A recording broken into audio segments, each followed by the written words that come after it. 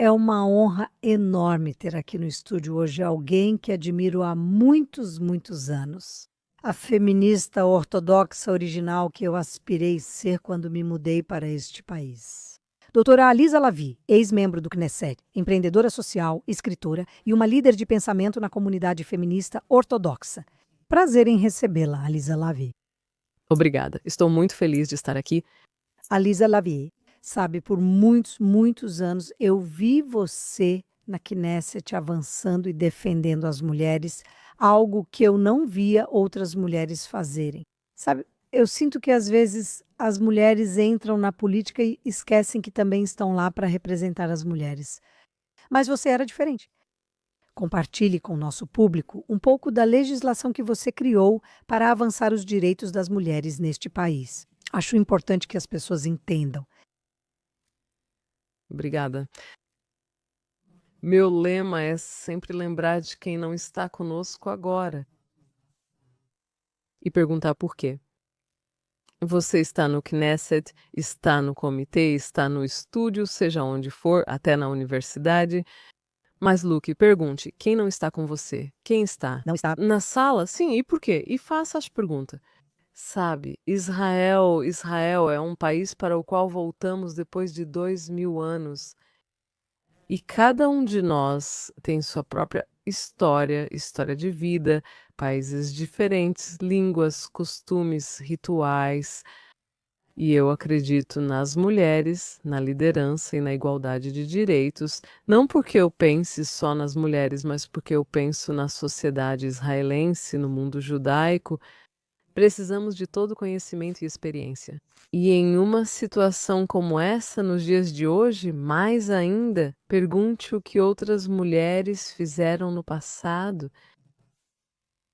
E quando você não encontra a resposta na sua vida, você sabe quando. Nós duas sabemos exatamente como deveria ser, porque nós conhecemos a nossa história e sabemos que no nosso passado não é uma lição de história, é o futuro, é a resposta para o futuro.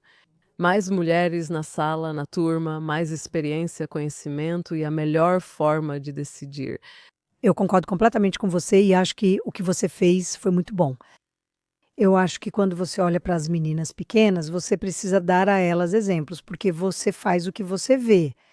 E se você não vê, você não acha que pode fazer. Quando tudo o que suas crianças fazem é olhar para cima. E tudo o que elas veem são homens como líderes e não mulheres como líderes. Então é muito difícil para uma mulher se imaginar como líder. E quando você escreveu este livro, que eu adoro, Mulheres Judaicas Icônicas, para mim, essencialmente, você reuniu um compêndio de mulheres incríveis. A incrível história de líderes femininas para o nosso povo, para o povo judeu e para o Estado de Israel. Isso é tão necessário no mundo para inspirar outras mulheres. Você escreveu este livro, Alisa Lavie. Sei que será difícil. É como perguntar qual filho você ama mais. Mas qual? Que mulher te inspira? Primeiro, eu gostaria de te perguntar, seja honesta, com quantos nomes você não estava familiarizada? Muitos. E eu acho que conheço bastante sobre líderes judaicas, mas tinham alguns nomes que eu não reconheci. Então é isso que é importante. Você também trouxe à tona a história que é esquecida sobre essas mulheres. Para mim, eu acho que, sabe, Henrietta já é velha. Sim, Eu tinha 50 anos quando percebi que tinha perguntas na minha vida, especialmente ocupando um cargo no parlamento, liderando legislações e tentando, sabe, tornar o mundo melhor para todos nós. O Tikkun Ashlishot. E quando eu vi isso, às vezes eu estou sozinha, porque será? Por que eu não consigo convencer ou fazer isso e aquilo? E você tem que ser honesta consigo mesma e encontrar a maneira certa de, sabe, jogar o jogo e aprender todas as regras. E de repente eu encontrei uma biografia incrível que foi escrita pelo professor Dvorko Akohen sobre Henrietta Soul, e para mim foi a primeira vez que entendi a biografia dela. E como assim de Baltimore? Ela veio para cá e o que que aconteceu e qual é a história pessoal dela?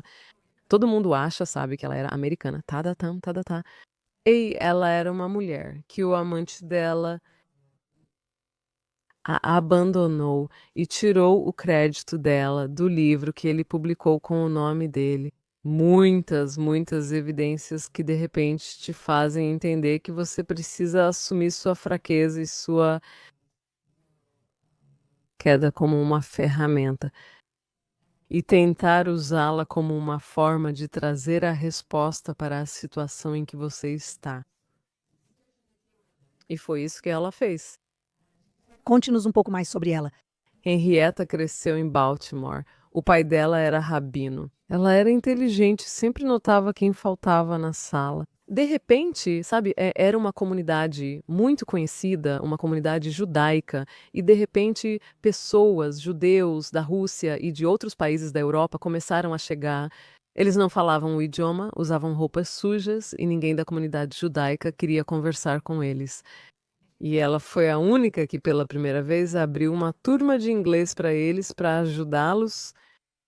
E quando, em 1904, ela veio para a Palestina, seus amigos do JTS, ela foi a primeira aluna do JTS, a enviaram para Israel junto com sua mãe. Porque eles viram que ela não conseguia sair da cama por mais de 6 meses depois que seu amado arruinou seu caminho. Eu não tenho tempo para contar toda a história, mas quando ela veio para a Palestina com uma delegação e ninguém voltou. Eles disseram: reflita, 1904, Jerusalém, a pobreza é aqui. Não havia nada aqui. Ninguém voltou e não tinha nada aqui. Mas ela viu os olhos das crianças em Jerusalém, a doença. Elas não conseguiam abrir os olhos. E ela disse: vou voltar para casa e vou conversar com meus colegas, amigos, família e tentar ajudar essas crianças. E foi assim que ela começou com a Hadassah, ela voltou. Ela é a fundadora da Hadassah. Levi, Lia, Noé e Tipat Kalav e outros sistemas que usamos até hoje. E quem sabe por que essa estrada negligenciada aqui em Jerusalém ou em Tel Aviv? Por quê? Por quê? Não estamos familiarizados com o legado dela? E não é mais uma aula de história. É o jeito que ela fazia as coisas, às vezes, muitas vezes. Entre os outros líderes, todos eles eram homens. Sabe, é interessante porque venho pensando sobre isso há vários anos. Mulheres como Henrietta Salt, Witza, Vera Weizmann, entre outras, elas criaram a infraestrutura para o aparato de saúde e serviços sociais de Israel aqui. Como você disse, as clínicas para bebês saudáveis, os primeiros hospitais. Enquanto os homens se dedicavam à diplomacia e à formação do exército, as mulheres salvavam a vida dos famintos e doentes, nas ruas de Jerusalém e em todos os outros lugares.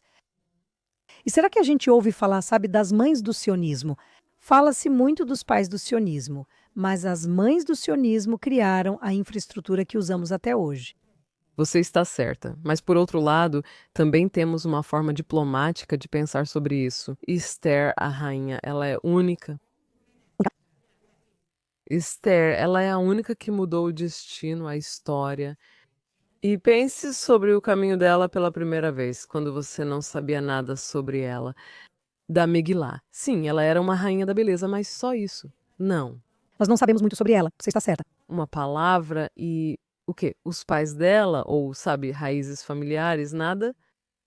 E quando ela recebeu uma mensagem do Mordecai para ir até o rei, ela disse: o que você quer da minha vida? Como eu posso fazer isso?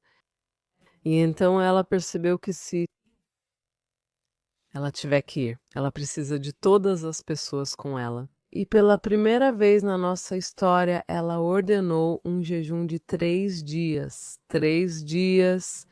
Pense nisso. E como aconteceu, todas as pessoas, o Megino, a Megilá, uma nação que não se comunica entre si.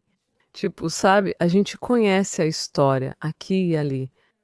De repente, eles acharam um jeito de se unir. Como ela fez isso, e mais do que isso, ela reuniu tudo isso e foi até o rei. Ela salvou o povo judeu de um genocídio. De um genocídio. Foi assim que ela fez de modo diplomático, duas partes. Ela sabia que o rei, Era estratégica. sim, gostava de festa, ok? Ele gostava de festa. Então ela o convidou para duas festas. Então pense como podemos descrevê-la, não como sabe mais uma história da Megilá sobre ferramentas de liderança feminina. Exatamente. Miriam, a profetisa, Débora, a profetisa. Sim, a juíza e estratégica. Certo, ela disse a Barack. O que fazer? Vá lá, veja a montanha. Ela era a estrategista? Claro. Então, quero dizer, e por que não estamos familiarizadas com as ferramentas? Estou falando sobre ferramentas de liderança, não só para mulheres, mas também para homens, claro. Porque vemos a situação aqui em Israel, em outros lugares, comunidades judaicas, outros países, e precisamos trazer o conhecimento das nossas mães, das nossas avós, até mesmo do nosso dia a dia. Como fazer isso, resolver isso depois de 2 anos de guerra, como promover a mudança. Como curar Elise? Quero te pedir duas coisas. Uma é, como você acha a sociedade em Israel, que você e eu sabemos, infelizmente, pode ser um pouco chauvinista, como incentivar mais mulheres em cargos de liderança? Você já ocupou esse espaço. Quais são as barreiras que precisamos superar para trazer mais mulheres para a política, para as principais mesas de tomada de decisão? Hoje em dia, na nossa situação, deveria ser ao entender que precisamos de mais mulheres, sabe? Eu fiz a legislação no nível do município. Sim. Isso significa que toda a lista precisa ter isso se quiser receber ajuda do país. Então, isso significa que se você tem 3 mulheres entre os 10 primeiros nomes, você tem. Mais dinheiro, você recebe um incentivo obrigatório. Sim, e isso ajuda. Inacreditável no nível do município. Bem, eu sou uma das beneficiárias disso. Concorri 2 vezes a cargo público, fui vice-prefeita por 6 anos e isso fazia parte. Disso. E isso fez a diferença. Sim, no nível dos partidos, os partidos que concorrem às eleições para o parlamento israelense, eu não consegui. Eu tenho a legislação, eu a coloquei na mesa. E, infelizmente, eles não quiseram, primeiro por causa dos partidos ultra-ortodoxos. Eles não querem incluir mulheres na lista. Tudo bem? E mais do que isso, é complicado demais por vários outros motivos. Então, eu acho que precisamos legislar, criar uma legislação, porque vemos isso na Knesset. Quando eu estava na 19ª e na 20ª, não faz tanto tempo, éramos muito mais mulheres. Sim, diminuiu, estamos regredindo. E veja também nos escritórios uma diretora-geral. Uma diretora-geral em vários ministérios. Sim, você está certa. E em outros cargos, nos outros ministérios e lugares. E agora temos eleição para presidente sionista. Mas, curiosamente, no Congresso sionista existe uma lei que diz que 1 em cada 3 tem que ser mulher. De repente, os ultra-ortodoxos não têm dificuldade em incluir mulheres em suas listas, pois, caso contrário, não conseguiriam. Concorrer. Ah, então você vê. Então, eles não têm problema nenhum. Se mencionar isso, não esqueça da Herzl sim. Na primeira conferência sionista, ele disse: vamos convidar mulheres. Precisamos de mulheres conosco. Ele convidou mulheres, convidou mulheres. E você também escreveu sobre isso no livro. Então, ele entendeu muito antes de outros países. Pense nisso. Sempre digo que o sionismo foi feminista desde o início. Desde o início, e Herzl entendeu isso desde o começo. E ele insiste, mesmo tendo entendido isso, algumas comunidades não aceitaram, como você acabou de mencionar. Mas veja, quando temos uma legislação e Com regras definidas e sendo a única forma de concorrer, vão permitir a participação de mulheres. Nós temos que criar as regras, nós temos que mudar essas regras. eu concordo. Educação, claro, Claro que é. e apoiar as mulheres e dar a elas confiança e muito mais conhecimento, como este livro. E eu tenho, sabe, eu abri outro site em calletvilatnashim.com junto com os cartões que estou tentando trazer. O site publica em inglês e em hebraico. E eu peço para as pessoas compartilharem comigo rituais, orações, ferramentas femininas, como acabamos de falar sobre Esther ou Débora. E nós precisamos disso. Precisamos praticar, adaptar para discursos, usar como exemplos em sala de aula, no meio acadêmico, sabe? Ou até mesmo no teatro, para resgatar esse conhecimento. Não é uma aula de história de novo, sabe? Isso deveria ser rotina. Por isso, gosto muito das ferramentas que você criou. Essencialmente, você criou ferramentas educacionais e agora as traduziu para o inglês. Sinceramente, toda menina que faz Bat Mitzvah merecia ganhar esses cartões. Me conte o que te inspirou a decidir transformar isso em uma espécie de ferramenta educacional? Na guerra, Na guerra. nas noites em que eu não conseguia dormir, eu pensava comigo mesma: o que eu faço? Meu filho passou mais de 1 ano e meio no exército em Gaza, assim como meus 2 genros. Em muitas noites você pode enlouquecer. E por outro lado, eu tive oportunidades, muitas oportunidades de conhecer muitas mulheres aqui em Israel e fora de Israel. E juntos nós rezamos de diferentes formas e grupos no WhatsApp, nas sinagogas e na praça. Em Tel Aviv, em muitos, muitos lugares. E eu percebi que as orações antigas, os testemunhos antigos e as palavras antigas tocam muito mais os israelenses. Existe algo único nas orações das mulheres. Muito mais íntimas. A lógica não está distante, está muito próxima dos seus corações. Desde o início, você sente familiaridade com as palavras. Talvez seja aqui que você se lembra da sua vovó e das palavras, e de algo que você não consegue expressar ou contar em palavras. Sim, você sente que já conhece isso. E também a Haggadah, quando as primeiras pessoas vieram até mim e me contaram no Seder, o primeiro Seder que foi com os reféns foi com a Alisa Lavi. Eu não consigo usar a Haggadah. Como falar de redenção quando nossos irmãos? Você tem. Você tem escravos ou pessoas capturadas? Sim, então, novamente, né, eu fui para diferentes períodos da nossa vida, no Holocausto e na Inquisição. E peguei Haggadot que foram escritas em épocas difíceis por mulheres ou para mulheres, das profundezas das memórias. E eu criei como se fosse uma Haggadah a partir das memórias. E isso tocou as pessoas. E então abri corações para continuar lendo a Haggadah Massorti, a Haggadah tradicional, Que é a Pesach. o livro de Pesach usado. E eu acho que a redenção está em todo lugar, até mesmo no seu momento privado e íntimo com Deus. E quando você fala por si mesma. E também sempre todas as mulheres falam por Amizoil e pela redenção e por dias melhores. Acho que isso é algo que nos dá, sabe? Acho que você está certa. Minha avó do Marrocos nunca aprendeu nem foi ensinada hebraico. As mulheres não aprendiam hebraico, apenas os homens no Marrocos. Ela tinha sua própria forma de se comunicar com Deus.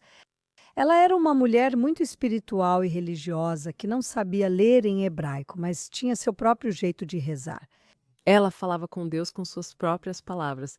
Como minha vovó veio do Afeganistão para Jerusalém em 1920. Minha vovó, por um lado, não sabia ler nem escrever, mas ela sabia tudo de cor. Ela conversava com Deus Criador e ia à sinagoga junto com suas amigas. Quando Balcor e Shazam, ou os homens que conduziam a Tefilá, cometiam erros, as mulheres do balcão, sabe, o corrigiam. E ninguém. Elas dizem, obrigada. Talvez não soubessem escrever, mas sabiam tudo de cor. Estou tentando resgatar isso. Porque quando falamos hoje em dia sobre identidade, pertencimento, como é que na nossa geração as pessoas se sentem sozinhas, desconectadas, sem fazer parte de. Uma comunidade? Nossa mãe sabia como abraçar. Bem, as mulheres sempre foram o centro de uma comunidade, não foram? Pelo menos o centro da família. E isso, então, cria o centro de uma comunidade. Sim. Além disso, né, nos últimos 2 anos você viu muito, muito ativismo e isso foi liderado por mulheres. Por outro lado, quando se trata da mídia, então, você sabe, o ambiente era e ainda é sobre as sessões masculinas. Sim, primeiro, eles têm mais verba para se promover. Sim, E além disso, eles têm. um clube. Sim, um clube. Eu sempre disse isso. Em Israel, existem duas desvantagens inerentes para as mulheres na vida pública ou na política. Uma é o exército. Quantas mulheres generais existem? Depois de se tornar general, muitos vão direto para a política e recebem destaque. E por isso, as mulheres têm menos oportunidades porque não avançam no exército da mesma forma. E o segundo é o religioso. Sabe, quando eu estava concorrendo a um cargo e todos os homens que concorriam iam até os rabinos davam um abraço neles, sabe, apertavam a mão deles, tiravam uma foto. Uma mulher não tem o mesmo recurso que um rabino homem, e essas duas desvantagens prejudicam as mulheres. Acho que seu trabalho é muito importante.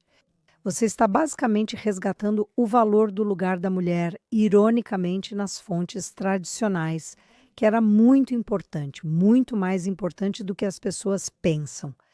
E também desenvolvendo ferramentas para voltar a esse tipo de oração pessoal e íntima das mulheres. E outro ponto que eu gostaria de compartilhar com vocês é o fato de que as pessoas estão buscando espiritualidade. Você está certa. E infelizmente, algumas pegando isso e adotando de outra cultura e religião. E minha professora de yoga, eu pratiquei yoga por 10 anos, e quando minha professora de yoga, sabe, eu uso orações de outras. Religiões orientais. Sim, eu disse a ela, e não porque nós temos isso. Veja, algumas eu não conheço. Então, por favor, veja, nós temos isso aqui, temos isso na nossa língua, temos isso na nossa tradição. Outras pessoas usam isso, pelo menos tente. E desde que a Nath, minha professora, ficou familiarizada com isso, ela disse: como assim? Eu não sabia. Então, como Bat Mitzvah, tipo, você sabe, casamento e etc, etc. As pessoas na sociedade israelense e judaica buscam cada vez mais rituais. Veja o que aconteceu com Fajat Shala. De repente, você sabe o que é isso? Quero dizer, posso te contar em um programa especial sobre a Shala como, você sabe, um papel de tornassol para o que está acontecendo. As pessoas querem tocar todos os rituais, as tradições. As pessoas estão procurando, querem tocar em algo. Então nós temos isso, nós trazemos de volta, acessamos e não damos de onde veio. Não precisamos adotar de outros. Bem, este é o trabalho que você fez, acho incrível. Você escreveu vários livros sobre a oração judaica feminina, escreveu um livro sobre ícones femininas judaicas e agora sobre a oração das mulheres. Agora você criou essas ferramentas educacionais para se conectar com diversas orações tradicionais de mulheres de várias origens, de muitos anos atrás e até mais recentes. E, honestamente, eu acho que o trabalho que você está fazendo é completamente único e necessário. E neste programa, que é totalmente sobre promover a liderança feminina e a voz das mulheres. Estamos honradas em tê-la aqui, compartilhando sua experiência e conhecimento. Por favor, continue assim. Muito obrigada. Obrigada, Tvilat Nashinkom.